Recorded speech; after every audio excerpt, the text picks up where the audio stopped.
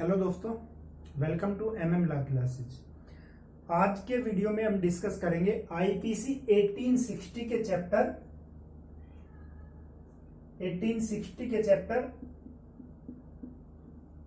16 पर चैप्टर 16 के बारे में हम डिस्कस करेंगे। चैप्टर 16 मानव शरीर के विरुद्ध जो अपराध है उनके बारे में बताता है। ठीक है, चैप्टर स्टार्ट होता है सेक्शन 299 से, 299 सेक्शन से शुरू होता है। ठीक है, 299 में क्या है? आपराधिक मानव वध, यानी कल्पेबल होमिसाइड। और अगली सेक्शन है सेक्शन 300, बताती है हत्या के बारे में, यानी मर्डर। दोनों ही सेक्शनों में बताया गया है कि आपराधिक मानव वध क्या है, और 300 में बताया गया है कि हत्या किसे माना जाएगा। साधारणतः जो हम आम भाषा को जानते हैं, वध और हत्या एक ही चीज है। किसी मानव के द्वारा किसी मानव को यदि मारा गया है तो उसे हम वध कहते हैं या हत्या कहते हैं, वो एक ही बात है भी एक बात। लेकिन आईपीसी में आपराधिक मानव वध और हत्या में काफी कम अंतर है, लेकिन बड़ा अंतर हो जाता है जब इनकी पनिशमेंट के बारे में आता है। इसीलिए बहुत खींचातानी होती है काफी कि ये आपराधिक मानव वध है और ये आपराधिक मानव वध का दोषी है, और ये हत्या है इसलिए ये हत्या का दोषी है। ठीक है, आज के वीडियो में हम बहुत अच्छे से डिस्कस करेंगे, और मुझे ऐसा लगता है कि यदि ये वीडियो आपने लास्ट तक देखा, और जो भी इस वीडियो को देख रहा है उसका मैं धन्यवाद करता हूं पहले ही।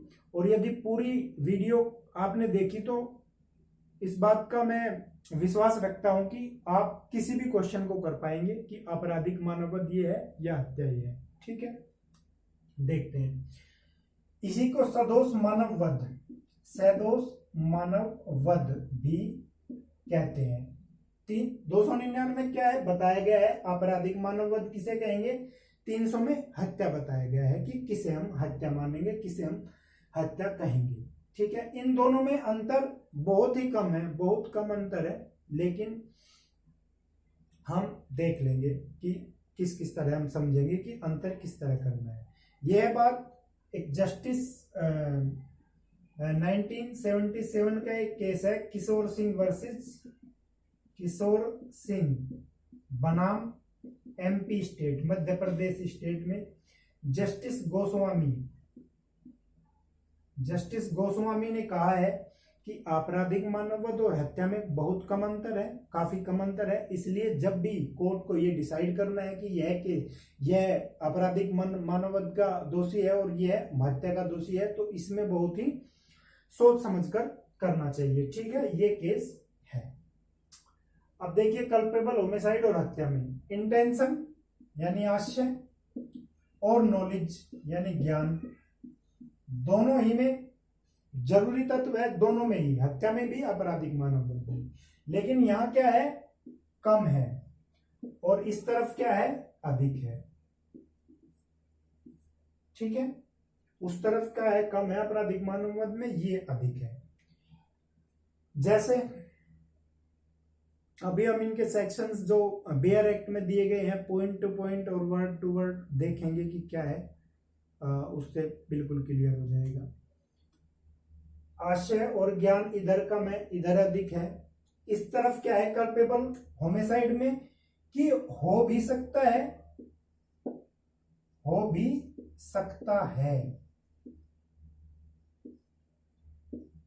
और इधर क्या है? होगा ही होगा। जैसे एक उदाहरण यदि मैं दूं, एक आदमी ने एक गड्ढा खोद दिया जिसमें दूसरी तरफ से उसे पता है कि यह आदमी इतने बजे यहां से गुजरेगा, उसने गड्ढा खोद दिया, लेकिन ऊपर इस तरह से उसने कुछ घास फूस या इस तरह से चीजें रख दी ताकि उसको यह लगे कि वैसा ही है, आप चल सकते हो। लेकिन जैसे ही वो आया, वो गड्ढे में गिर गया, जिसकी वह हत्या करना चाहता था। ठीक है, हत्या करना चाहता था, और उसे ज्ञान भी है, आशय भी है, ज्ञान भी है। आशय है उसका कि हत्या मैं उसकी कर दूं, और ज्ञान क्या है, गिरेगा मर जाएगा, ठीक है। लेकिन यदि वह गड्ढा खोदता है तो गड्ढे में जब वो गिरेगा, गड्ढे में जब वो आदमी गिरेगा जिसकी वह हत्या करना चाहता है, वो बच भी सकता है, बच भी सकता है और मर भी सकता है, तो हो भी सकता है नहीं भी, तो वहां क्या होगा, आपराधिक मानववध हो जाएगा। और यदि वह उस गड्ढे में ऐसे कुछ खतरनाक हथियार लगा दे, जैसे उसने सरिया लगा दिए, कोई नोकीले तलवारें लगा दी ऊपर की तरफ, जिससे वो गिरे और मर जाए, यानी बचने की संभावना ही नहीं है, बचने की संभावना ही नहीं है, तो हत्या हो जाएगी, ठीक है।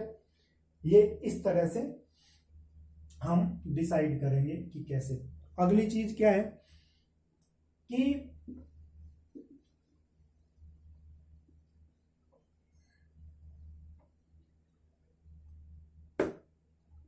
जब भी किसी मानव के द्वारा हत्या की जाएगी, उसका वध किया जाएगा, वो मारा जाएगा किसी मानव के द्वारा दूसरा मानव, तो वो आपराधिक मानव वध तो जरूर ही होगा, ठीक है, जरूर ही होगा आपराधिक मानव वध तो, यदि मानव के द्वारा मानव को मारा गया है, ठीक है। लेकिन आप कुछ सिचुएशंस ऐसी होगी, कुछ फैक्ट ऐसे होंगे जिससे वह हत्या बन जाएगी, मर्डर बन जाएगा, यानी आपराधिक मानववध तो होगा ही, यानी सब आपराधिक मानववध होंगे, जो भी मानव के द्वारा मानव के हत्या मतलब वध किया गया है, मारा गया है, ठीक है, तो सभी आपराधिक मानववध होंगे, लेकिन उनमें से कुछ हत्या होगी, ठीक है, यानी सभी की सभी हत्या आपराधिक मानववध है। देखिए बीच में आया ना, तो ये सब आपराधिक मानववध तो है ही, लेकिन इनमें से कुछ हत्या होगी, यानी सब आपराधिक मानववध हत्या है, लेकिन सभी हत्या, हत्या तो ये केवल ये है ना, यहां अगर कोई चीज आएगी वो तो हत्या नहीं होगी, क्योंकि अलग है। सभी हत्या आपराधिक मानववध नहीं है, लेकिन सभी आपराधिक मानववध नहीं, ये हत्या जो है सभी आपराधिक मानववध, सभी जो हत्या है, ये सभी जो हत्या है ये सबके सब आपराधिक मानववध है, लेकिन सभी आपराधिक मानववध हत्या नहीं हो सकते। क्लियर है? ये कहा था, सबसे पहले कहा था जस्टिस शेरफुद्दीन ने, ठीक है, 1910 में। किस बाद में? Riyazuddin versus emperor, English time था, अंग्रेजों का समय था 1910, तो रियाजुद्दीन वर्सेज एम्परर के केस में जस्टिस सैफरुद्दीन ने कहा था, ठीक है। लेकिन बाद में भी सुप्रीम कोर्ट के डिसीजन आते हैं, 2005 में भी एक केस आया जिसमें ये बात रिपीट हुई, ठीक है। यानी ये एक जाति है और ये एक उपजाति है, इसी की हत्या उपजाति है, किसकी? आपराधिक मानव वध की, ठीक है। और यह कहा गया कि जाति और उपजाति की जो बात कही गई, ये बुधिराम वर्सेस बुधिराम बनाम उत्तराखंड के बाद में कही गई थी।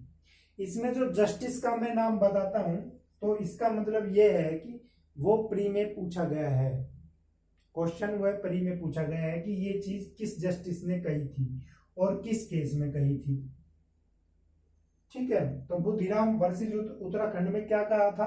ये जाति है और हत्या उसकी उपजाति है।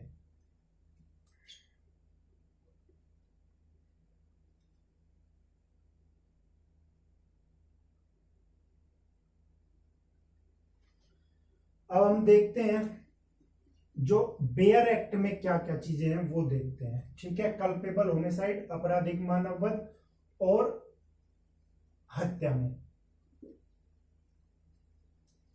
क्वेश्चन ये भी पूछा गया है कि मानव शरीर के विरुद्ध जो अपराध है वे किस चैप्टर में? चैप्टर 16 में है, ये भी याद रखना है। तो यहां क्या क्या 299 सेक्शन, और यहां आ गई सेक्शन 300, यानी मर्डर, और यहां कल्पेबल होमिसाइड। इसको हम समझेंगे किस तरह से और इसको हम किस तरह से समझेंगे, ये देखते हैं। कल्पेबल होमिसाइड में 1 2 3 तीन चीजें हम देखेंगे। सबसे पहले जो तीन चीज बताई गई है 299 में वह देखेंगे, उसके बाद इसके उदाहरण दिए गए हैं, इलिस्ट्रेशन दिए गए हैं, कितने, 3 दिए गए हैं, ए बी और सी। ठीक है, 3 चीजें देखेंगे जो बताए गए हैं। 3 चीज दी गई है कि वो कल्पेबल होमिसाइड होगा। 3 उदाहरण दिए गए हैं, इलिस्ट्रेशन दिए गए हैं, दृष्टांत दिए गए हैं और एक्सप्लेनेशन दिए गए हैं। एक्सप्लेनेशन दिए गए हैं कितने, 3, 1 2 3। तो सीधी सी बात है, 299 में 3 चीजें हैं, 3 बातें, 3 इलिस्ट्रेशन और 3 एक्सप्लेनेशन है। धारा 300 में क्या है, धारा 300 में पार्ट है, first part, second part, third part और फोर्थ पार्ट। 4 पार्ट हो गए, फर्स्ट, सेकंड, थर्ड, फोर्थ। फिर इलिस्ट्रेशन दिए गए हैं, इलिस्ट्रेशन दिए गए हैं कितने, 4, ए बी सी और डी। ठीक, ये 4 इलिस्ट्रेशन दिए गए हैं। 4 4 3 3 3। 300 में फिर दिए गए हैं अपवाद, एक्सेप्शंस। 5 एक्सेप्शंस है, उनकी बात हम बाद में करेंगे। पहले ये समझ लेते हैं सेक्शंस क्या कहती है। ठीक है, 4 4 3 3 3। सबसे पहली बात जो धारा 299 में कल्पेबल होमिसाइड में है बताई गई है, आशय होना चाहिए। जो कोई व्यक्ति ऐसा कार्य कर रहा है, ठीक है, जिससे दूसरे की मृत्यु हो जाए, यानी मृत्यु कारित करने के आशय से जो कोई व्यक्ति वह कार्य कर रहा है जिससे उसकी मृत्यु हो जाए, यानी आशय उसका क्या है, मृत्यु कारित करने का है। मर्डर की फर्स्ट क्या कहती है, फर्स्ट पार्ट कहता है कि जो नीचे अपवाद दिए गए हैं, बताया ना मैंने, अपवाद है, एक्सेप्शंस है इसमें 5, first, second, third, fourth, 5 exceptions है। तो जो नीचे 5 एक्सेप्शंस दिए गए हैं, अपवाद दिए गए हैं, उनको छोड़कर ठीक है, जो कोई व्यक्ति मृत्यु कारित करने के आशय से कोई कार्य करता है वह हत्या समझी जाएगी। पहली चीज, दोनों में इंटेंशन का जिक्र है। ठीक है, दोनों में ही इंटेंशन का जिक्र है, कोई बात नहीं। दूसरी चीज, शारीरिक क्षति। जो कोई वह कार्य कर रहा है जिससे शारीरिक क्षति पहुंचाई जाती है, किस लिए, जिससे उसकी मृत्यु होने की संभावना है, ऐसी शारीरिक क्षति हो। कैसी शारीरिक क्षति है, जिससे उसकी मृत्यु होने की संभावना है। ठीक है, जैसे वो गड्ढे वाला हमने उदाहरण लिया था, कैसी क्षति थी कि ऐसी उसको इंजरी हो सकती है जिससे उसकी मृत्यु होना संभावित है। ठीक है, तो शारीरिक क्षति, इसमें क्या है कि शारीरिक क्षति की ही बात होती है। शारीरिक क्षति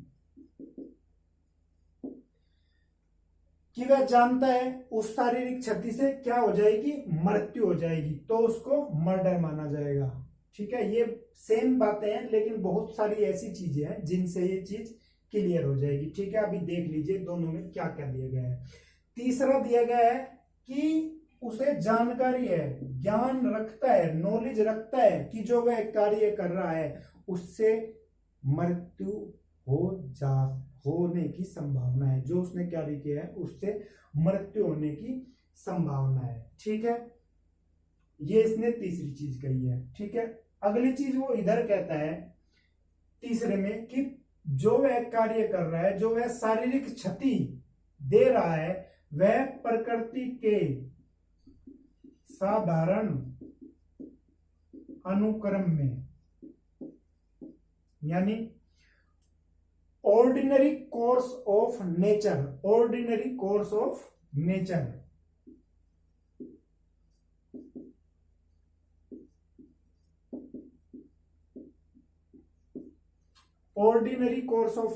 प्रकृति के साधारण अनुक्रम में जो उसने क्षति दी है वो ऐसी हो कि प्रकृति के साधारण अनुक्रम में वह मृत्यु कारित करने के लिए पर्याप्त है। जैसे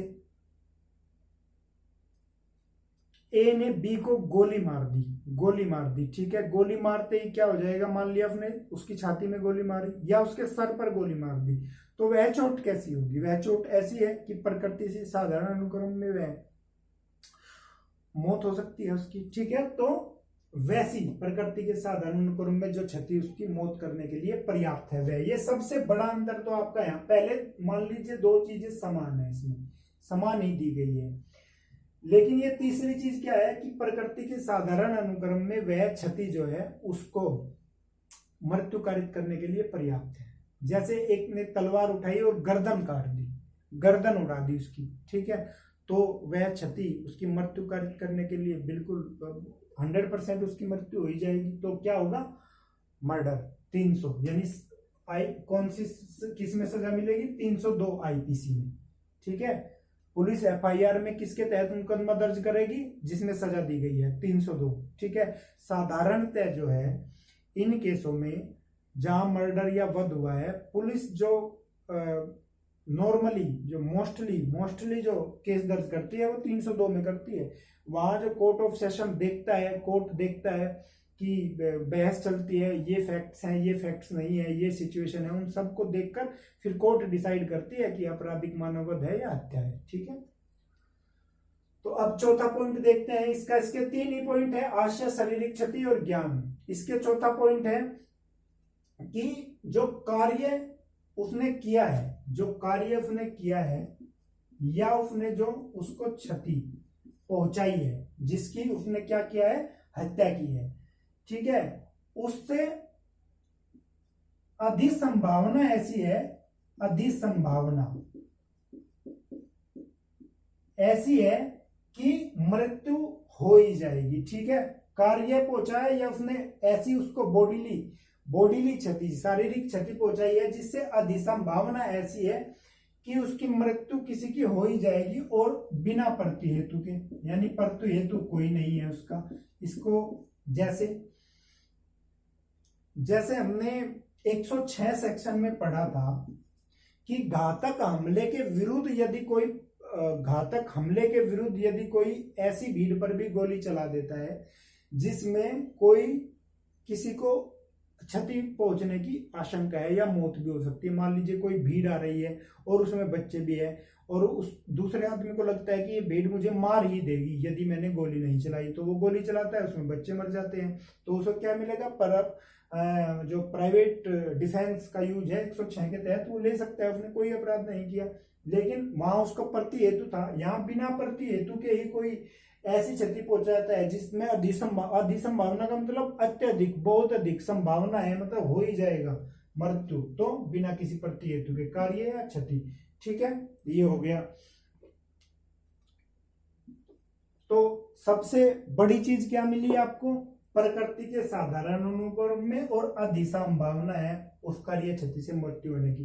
तो जहां भी ऑर्डिनरी कोर्स ऑफ नेचर आएगा क्वेश्चन में, वहां तो आपको आंख बंद करना है और हत्या, ठीक है। प्रकृति के साधारण अनुक्रम में जो पर्याप्त है मृत्यु कारित होने के लिए, वहां तो हत्या ही है, ठीक है। किसके तहत, पार्ट 3 के तहत 300 की, और या वो कार्य क्षति की अधिसंभावना है, उस क्वेश्चन में अधिसंभावना है बिना प्रति हेतु के, तो वहां भी मर्डर है। क्लियर है, ये चीज क्लियर है। अब इलिस्ट्रेशन देख लेते हैं, इलिस्ट्रेशन 299 के, ठीक है। इलिस्ट्रेशन है, सबसे पहला बताया गया है गड्ढे के बारे में, जो मैंने आपको बताया था अभी कि एक व्यक्ति है जो गड्ढा खोदता है बी की मृत्यु कारित करने के लिए, तो वहां क्या होगा, आपराधिक मानववध, कल्पेबल होमिसाइड का वह दोषी होगा। दूसरा क्या है, झाड़ी, दूसरा किससे याद रखना है, झाड़ी से याद रखना है।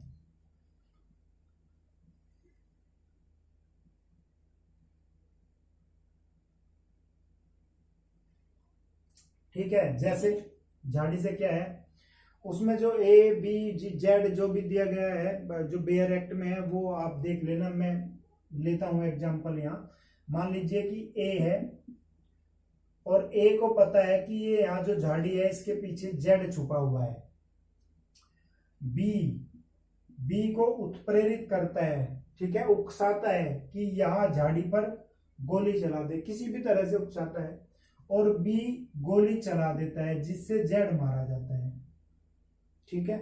तो यहां क्या था,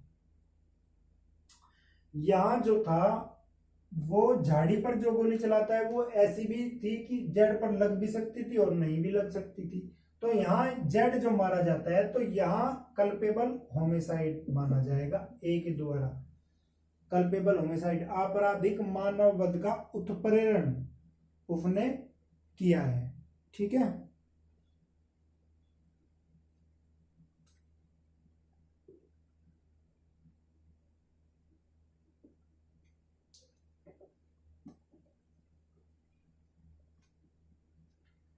और ये झाड़ी वाला जो है ना कल्पेबल होमिसाइड वाला, ये प्रॉब्लम बेस्ड क्वेश्चन आया हुआ है। ये सभी जितने भी 299 और 300 में इलिस्ट्रेशन है या एक्सप्लेनेशन है या उदाहरण है या जो भी चीज है वो सभी कहीं ना कहीं आए हुए हैं या आएंगे जरूर, यदि नहीं भी आए हैं तो ये सेक्शन आपको बिल्कुल अच्छे से तैयार करनी है, ठीक है।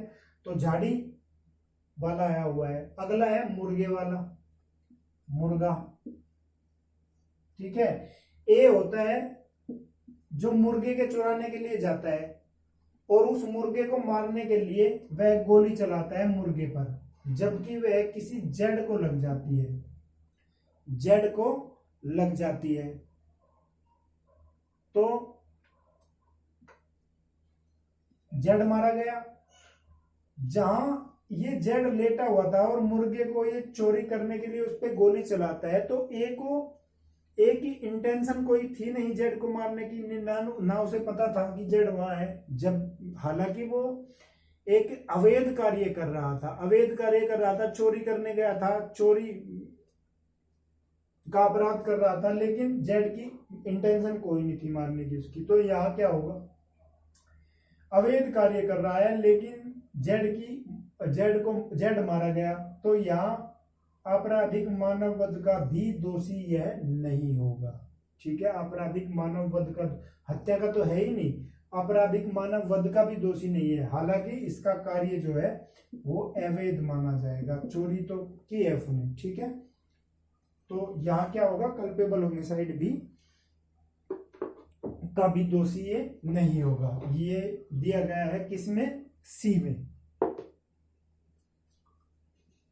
अब एक्सप्लेनेशन, एक्सप्लेनेशन कहता है कि पहला जो एक्सप्लेनेशन है इसका इंजरी से रिलेटेड है या किसी को कोई बॉडीली इनफर्मिटी,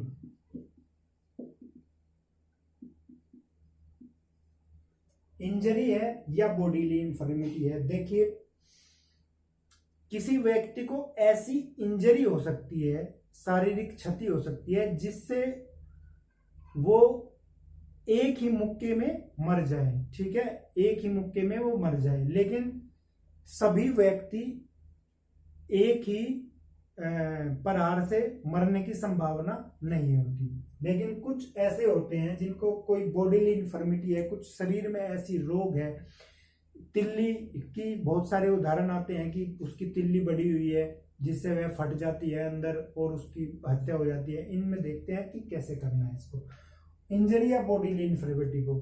जो जानता है, जिसे नॉलेज है कि उस व्यक्ति को ऐसी कोई बीमारी है जिससे वह एक ही प्रहार से, एक ही मुक्के से मर जाएगा, ठीक है। तो जिसको जानकारी है उसने अपराध किया है हत्या का, ठीक है, उसने क्या अपराध किया, हत्या का। लेकिन जो नहीं जानता और उसके द्वारा वह मारा जाता है, ठीक है। मान लीजिए पार्किंग में कोई गए और वहां किसी ने मुक्का मार दिया किसी को, उसको बॉडीली इन्फर्मिटी थी, कोई शारीरिक ऐसी दुर्बलता थी जिससे वह एक मुक्के में ही मर गया, तो जिसने मुक्का मारा है वो हत्या का दोषी नहीं होगा, वो कल्पेबल होमिसाइड का दोषी होगा, ठीक है। लेकिन यदि कोई डॉक्टर है जिसे पता है कि ये बीमार आदमी है या कोई उसके घर का सदस्य है, चाचा या ताऊ में, या कोई भाई हो सकता है उसका या कोई पड़ोसी हो सकता है जिसे जानकारी है कि ये तो एक ही में अपना मर जाएगा और वह उसको मारता है, तो वह किसका दोषी होगा? डायरेक्ट हत्या का होगा। ठीक है, कल्पेबल होमिसाइड का जो दोषी नहीं होगा।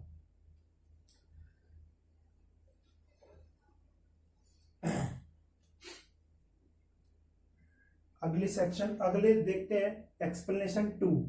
एक्सप्लेनेशन 2 बताता है जो शारीरिक क्षति,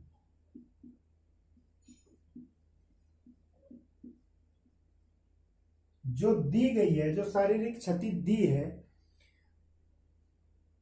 और ऐसी शारीरिक क्षति है जिससे मृत्यु कारित हो जाएगी, जिससे मृत्यु कारित हो जाएगी, ऐसी शारीरिक क्षति है, तो चाहे वो उचित उपचार के द्वारा, उचित उपचार के द्वारा यानी डॉक्टरों के द्वारा वो ठीक भी हो जाए, ठीक है, तो भी उसको मृत्यु माना जाएगा। मान लीजिए किसी ने शारीरिक पेट में तलवार या किसी ने गोली मार दी किसी को, ठीक है, और वो गोली लग गई, अच्छी तरह लग गई, छाती में लग गई, लेकिन डॉक्टर अगर तुरंत उपचार दे दे या बिल्कुल ऐसी कंडीशन हो कि उसको हॉस्पिटल में ले जाकर बचाया जा सकता है, तब भी वो कल्पेबल होमिसाइड नहीं है, वो क्या होगा? मर्डर होगा। ठीक है, मर्डर का दोषी उसे माना जाएगा। ठीक है, वह ये नहीं कह सकता है जी मैंने तो क्षति इतनी दी थी, वो तो बच सकता था यदि उपचार उसे मिल जाता, लेकिन वो मर गया तो उसकी हत्या मानी जाएगी। तीसरा क्या है? मां का गर्भ। अब ये थोड़ा इंपॉर्टेंट है एग्जाम के लिए आपके, क्योंकि यहां से बार बार क्वेश्चन पूछे जाते हैं, बहुत बार क्वेश्चन पूछे जाते हैं, थोड़ी सी चीजें एकदम समझ में आ जाती है। मां के गर्भ में, मां के गर्भ में यदि कोई बच्चा है और उसको कोई उसकी हत्या करता है, उसे मारता है, उसे मार देता है, ठीक है, उसका वध करता है, तो मां के गर्भ में यदि वो है, वो ना तो 299 में यानी कल्पेबल होमिसाइड समझा जाएगा और ना ही मर्डर समझा जाएगा, कोई नहीं समझा जाएगा उसको यदि वो मां के गर्भ में है। उसके बारे में सेक्शन 312 से स्टार्ट होगी और 318 तक चलेगी। 312 से 18 तक हम उसके बारे में पढ़ेंगे। यदि मां के पेट में है यानी गर्भपात की स्थिति है, कोई दवाई ऐसी हो सकती है जिसको गर्भवती महिला को खिला दे और पेट में जो बच्चा है वो मर जाए, या वो जिंदा पैदा ना हो, ऐसी चीजें हैं, तो वो चीज वहां देखेंगे 300, वो यहाँ कवर नहीं होगी यदि मां के गर्भ में है। ठीक है, लेकिन यदि उसका कोई पार्ट बाहर निकल गया है, उसका कोई भी पार्ट बाहर निकल गया है, मान लीजिए थोड़ा सर बाहर निकल गया है या पैर बाहर निकल गया है, यानी शरीर का कोई हिस्सा यदि बाहर निकल गया है, ठीक है, तो उसकी हत्या यदि कोई करता है तो सीधा कल्पेबल होमिसाइड में आएगा, आपराधिक मानव वध में आएगा। यदि उसको मारा जाता है, कोई शरीर का हिस्सा बाहर निकला, उसको मारा, तो कल्पेबल होमिसाइड में आएगा। ठीक है, लेकिन यदि बच्चा पूरा बाहर आ गया है, बच्चा है यानी जन्म हो गया है, तो जन्म होते ही क्या हो जाएगा? सेक्शन 10 में क्या पढ़ा था हमने? सेक्शन 10 हमें बताती है मेल और फीमेल के बारे में। मेल कौन सा, किस उम्र का? पैदा होते ही मेल है और पैदा होते ही फीमेल है, तो वो तो ठीक है, उस पर ही देखा जाएगा। यानी यहां दो चीजें हैं, पेट में है तो नहीं, यानी कोई अंग बाहर निकल गया है तो कल्पेबल होमिसाइड, और यदि सारा बाहर यानी बच्चे का जन्म हो गया है तब तो ये सभी पॉइंट देखेंगे, उसी के हिसाब से हम डिस्कस करेंगे कि क्या था। ये सेक्शन 299 पूरी है। अब देखते हैं सेक्शन 300। सेक्शन 300 के बारे में देखते हैं। इलिस्ट्रेशन फर्स्ट है, सेक्शन 300 का इलिस्ट्रेशन फर्स्ट है कि यदि किसी ने गोली चलाई, ए ने बी पर गोली चलाई और वो लग गई, उसकी मृत्यु हो गई, सीधा मर्डर, सीधा क्या होगा? मर्डर होगा। भाई गोली चलाई, मर गया, मर्डर होगा। ठीक है, बी कहता है, बी है कि कोई भी रोग उसे है, यहां बताया था ना मैंने शारीरिक ये बॉडीली इन्फर्मिटी के बारे में, तो कोई रोग है,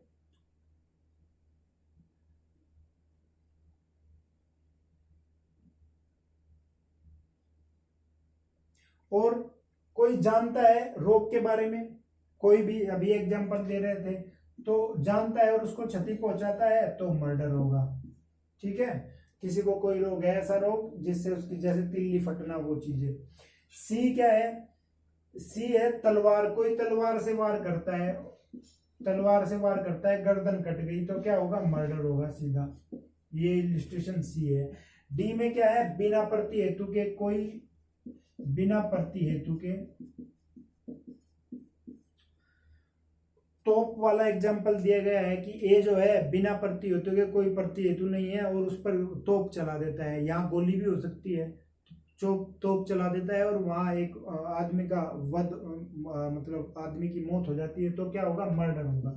तो ये बताया गया है ये चीज मर्डर होगी। ठीक है, ए बी पर गोली चलाता है, मर गया, मर्डर होगा। बी क्या है, रोग के बारे में जानता है कि एक ही मुक्के में उसका प्राण निकल जाएंगे, मार देता है, मर्डर होगा। तलवार से गर्दन काट दी, तलवार से प्रहार कर दिया, मृत्यु हो गई तो क्या हो गया, मर्डर हो गया। बिना प्रति हेतु के तोप का गोला चला दिया भीड़ पर, वहां एक आदमी मर गया तो क्या होगा, मर्डर होगा। सीधी सी बात है, ये इसके 4 इलिस्ट्रेशन है।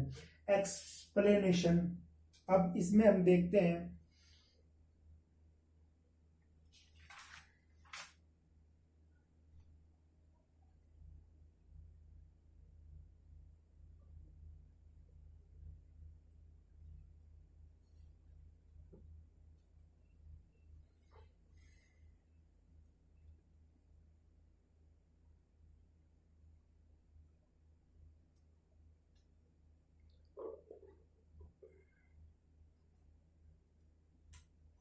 अब ये ज्ञान, ज्ञान में एक केस है, यहाँ एक केस के बारे में डिस्कस करते हैं, फिर 299 को जो है खत्म करके अपवाद के बारे में डिस्कस करेंगे। वीडियो देख लेता हूँ कितने की होगी, 32 मिनट की, चलो ठीक है। यहाँ है जलालुद्दीन, जमालुद्दीन, ठीक है, जमालुद्दीन का एक वाद है, जमालुद्दीन का वाद है। जमालुद्दीन के वाद में जो है एक ओझा था, ये जमालुद्दीन वर्सेस क्या है, नहीं है 1892। ये जो केस था जमालुद्दीन का वो 1892 का है, यानी काफी पुराना केस है, अंग्रेजों के टाइम पर का। तो जमालुद्दीन के केस में क्या था कि एक ओझा, ये जमालुद्दीन एक ओझा है जो एक लेडीज का भूत उतारने के लिए उसकी जो है पिटाई करता है। ठीक है, तो इसे क्या था, ज्ञान तो था इसको,